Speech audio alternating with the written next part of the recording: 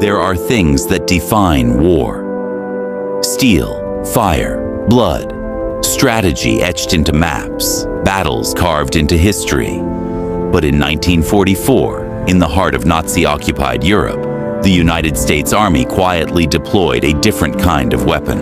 No rifles, no grenades, no tanks.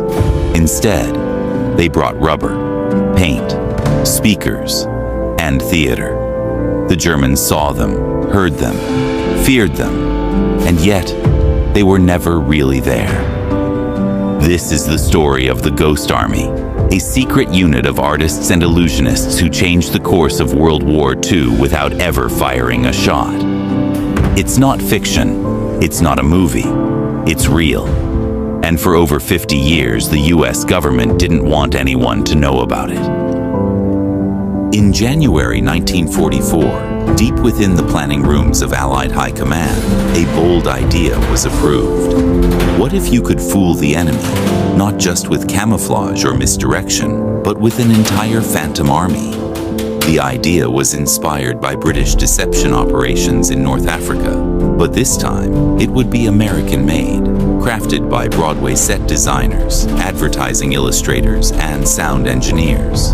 They called it the 23rd Headquarters Special Troops. Only about 1,100 men were selected. But their task was monumental. Create the illusion of up to 30,000 soldiers.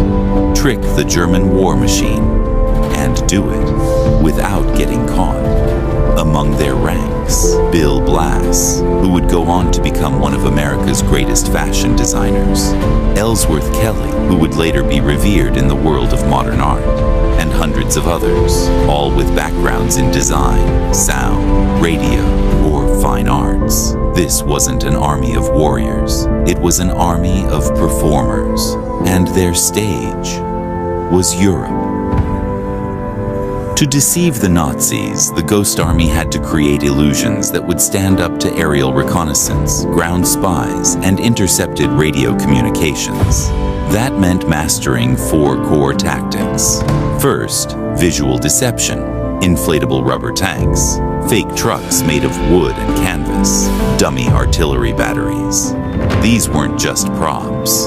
They were designed with military-grade accuracy to fool enemy scouts flying overhead or ground observers watching from afar. Second, sonic deception. Using state-of-the-art wire recorders, the unit blasted carefully engineered soundtracks of armored divisions on the move. The rumbles, clanks, shouted orders, and engine noise could be heard up to 15 miles away, bouncing off trees and hills to create a convincing soundscape. Third, radio deception.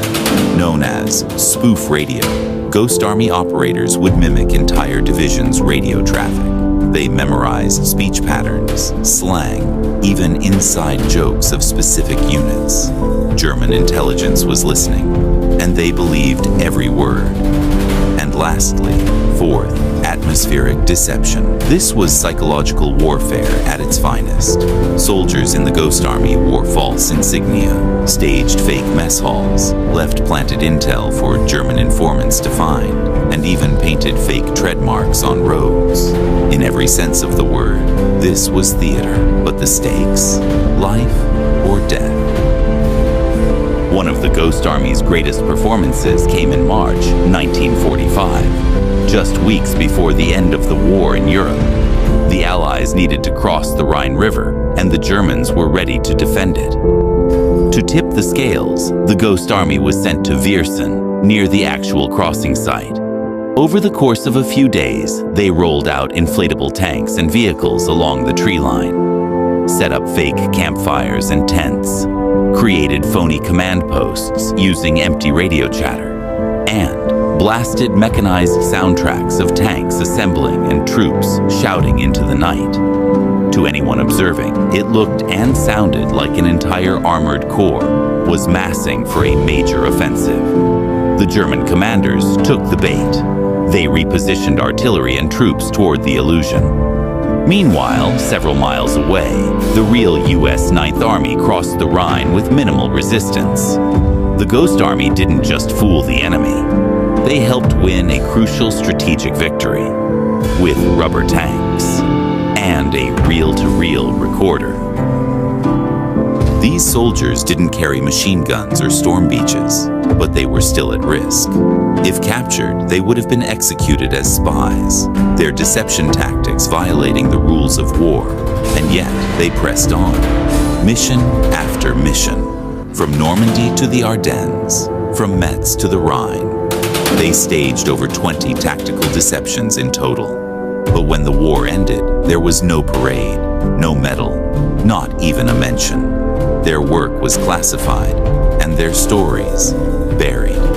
Some of them died, never being able to tell their families what they had done. Others quietly returned to civilian life, carrying the secret with them for decades. The Ghost Army was a silent chapter in U.S. military history, hidden in the shadows for over 5 decades. In 1996, their story finally broke through. Declassified records, testimonies, and a growing number of historians helped shed light on their missions. Documentaries, books, and interviews followed. And in 2022, after nearly 80 years, the members of the Ghost Army were finally honored with the Congressional Gold Medal, one of the highest civilian awards in the United States, for saving lives, for confusing the enemy, for winning battles without pulling a trigger. They proved that victory isn't always about strength. Sometimes it's about imagination. History remembers the heroes who fought and died in brutal combat. But the Ghost Army? They fought with shadows. They turned empty fields into battlefronts and made phantoms march across enemy maps.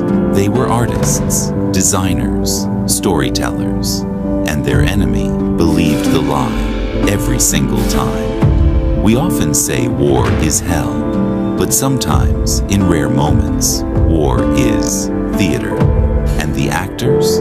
They deserve a standing ovation. This was the Ghost Army.